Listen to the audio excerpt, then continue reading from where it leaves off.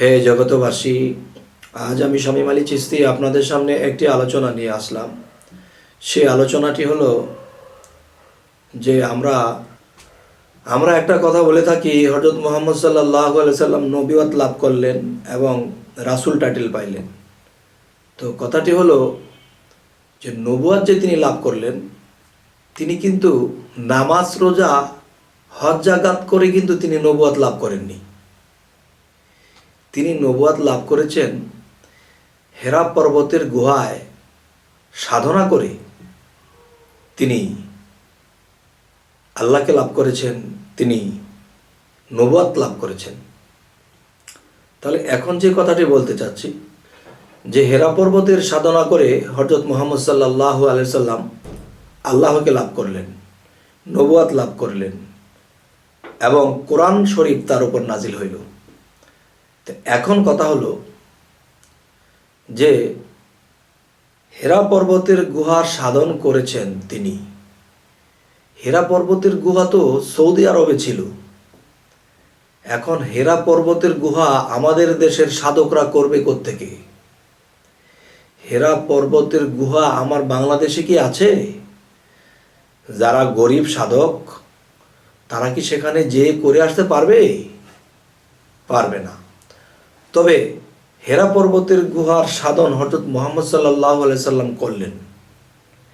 তিনি যদি হেরা পর্বতের গুহা সাধন নাও করতেন তবুও তিনি নবী, আর যদি করেছেন তবুও তিনি নবী। তবে করলেন কেন?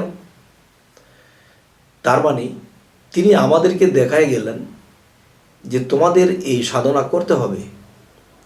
এই সাধনা যদি তুমি করতে পারো, নিজেকে পবিত্র করতে পারো, তখন তুমি সফল কাম হবে।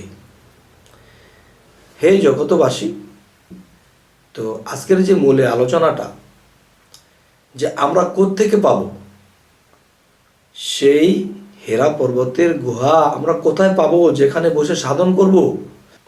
হেরা পর্বতের গুহা এই বাংলাদেশে আছে বাবা। এই বাংলাদেশে হেরা পর্বতের গুহা আছে। সেটা কোথায়, কিভাবে, কেমন করে? সেটি হলো যে একটি কথা আছে যে মহাবিশ্ব ব্রহ্মাণ্ডে যা কিছু আছে তা আছে কি এই মানব বাণ্ডে, ক্ষুদ্র বাণ্ডে। তাহলে বলবে যে বলো তো, মহাবিশ্বের মধ্যে তো পৃথিবীর মাঝখানে যে কাবাটা আছে, কাবাটা তোমার মধ্যে কোথায়? আচ্ছা, অবশ্যই সেই কাবাটাও মানুষের মধ্যে আছে। তবে এই জিনিস জানতে হলে যাইতে হবে কামেল মুর্শিদের কাছে। তিনি আপনাকে এটি বলে দেবে, যেখানে সেখানে পাবেন না। যাই হোক, আর এই জিনিসগুলো গুপ্তভাবেই নিতে হয়। অবশ্যই সেই কাবাটাও মানুষের মধ্যে আছে। তো এখন যে কথাটি বলবো যে হেরা পর্বতের গুহা বাংলাদেশে পাবো কোথায়? বাংলাদেশে আমি সেই হীরা পর্বতের গুহা আমি বাহিরে না পাই, কিন্তু বাংলাদেশের মধ্যে তো আমি আছি, আপনি আছেন। যেমন মহাবিশ্ব ব্রহ্মাণ্ডে যা কিছু আছে তা যদি মানব বাণ্ডে থাকে, তাহলে মানব দেহে হেরা পর্বতের গুহা আছে। তাহলে যেই হেরা পর্বতের গুহা বাহিরের রূপ দেখায় গেছেন হযরত মুহাম্মদ সাল্লাল্লাহু আলাইহি সাল্লাম, কিন্তু ভিতরেরটা পাইতেছে সাধকগণ এবং বাহিরেরটা বুঝতেছে বাহিরের যারা মুসল্লিগণ। তবে তারা পেয়েও কিন্তু সেটা করতে পারছে না বা বুঝতে পারছে না। কিন্তু সাধক যারা, তারা কিন্তু নিজের মধ্যে হেরা পর্বতের গুহা বের করেছে এবং সেই গুহার মধ্যে নিজে প্রবেশ করেছে। প্রবেশ করার পরে সেখানে বসে সাধনা করে আল্লাহকে লাভ করেছে।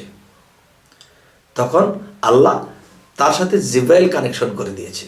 আল্লাহর তরফ থেকে সেও খবর পায়। এখন কেউ যদি বলে না আউযুবিল্লাহ নাউযুবিল্লাহ, যে জিব্রাইল খবর দেবে মানে?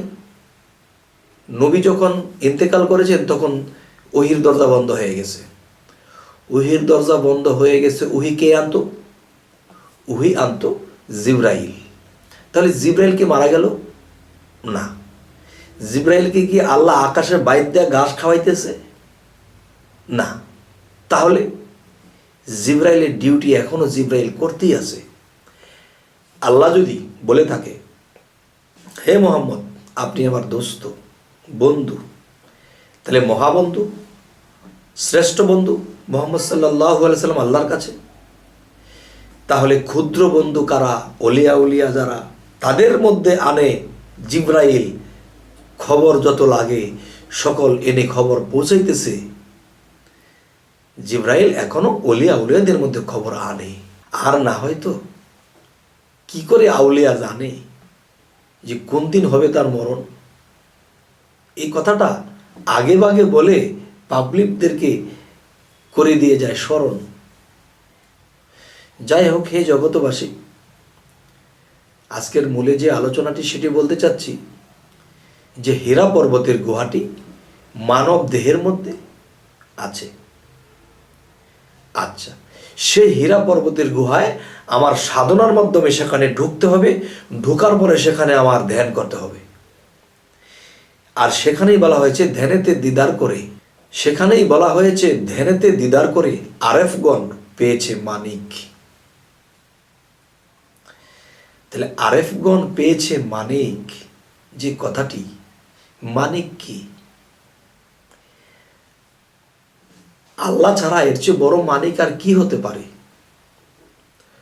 তখন এই সাধনার দ্বারা যখন মানুষ আল্লাহকে লাভ করলো, তখন তো আল্লাহ মালিক বা আল্লাহকে যে পাইল, সমস্ত মানিক, সমস্ত রতন, সমস্ত কিছুই তো তার আয়ত্ত হয়ে গেল। তবে হে জগতবাসী, যদি কেউ বলে না এটা মানি না, তাহলে আপনি না মানলে আমার কিছু করার নেই। যাই হোক, হে জগতবাসী, যে কথাটি হলো, এই হীরা পর্বতের গুহা নিজে নিজে একা একা কখনোই পাওয়া যাবে না। আর আমি ইউটিউবের মধ্যে এটা দেহের মধ্যে কোন জায়গাটার মধ্যে হীরা পর্বতের গুহাটি আছে আর কোন জায়গাটির মধ্যে সে হীরা পর্বতের গুহাতে প্রবেশ করতে হবে, কিভাবে বসতে হবে, কিভাবে সাধনা করতে হবে, এবং আল্লাহকে দেখতে হলে সেই জায়গাটুকু পবিত্র করে নিতে হবে সাধনার দ্বারা, এটা যদি আমি বলে দেই তাহলে এটা আমার অপরাধ হতে পারে। কেননা যে একটা হলো আল্লাহর গোপন বস্তু, আরেকটা হলো প্রকাশ্যে জাহিরি, জাহির বাতেন, দুইটা জিনিস। এখন দেখা গেছে আমি কি করলাম, জাহিরিতে জাহিরি বললাম এবং বাতিনিকে তো জাহিরিতে ছেড়ে দিলাম, তখন আমি অপরাধী হব। এই জিনিসগুলো যার যার মুর্শিদ তাকে সুন্দর করে দেখিয়ে দিবে, বুঝিয়ে দিবে, বাবা তোমার মধ্যে যে হীরা পর্বতের গুহা আছে, এখানে তুমি এভাবে ঢোকবা, এভাবে বসবা, এভাবে করবা, তখন তুমি আল্লাহর দেখা পাবা। হে জগতবাসী, জানি না আজকের আলোচনা আপনাদের কেমন লাগলো, তবে আমি বলবো আমাদের এরকম আলোচনা সামনে আরও পেতে অবশ্যই সাবস্ক্রাইব করুন। পরবর্তীতে আমাদের এই ভিডিওগুলো আপনারা পেয়ে যাবেন। তো আজ এ বলেই রাখবো, সকলেই ভালো থাকবেন। আল্লাহ হাফিজ।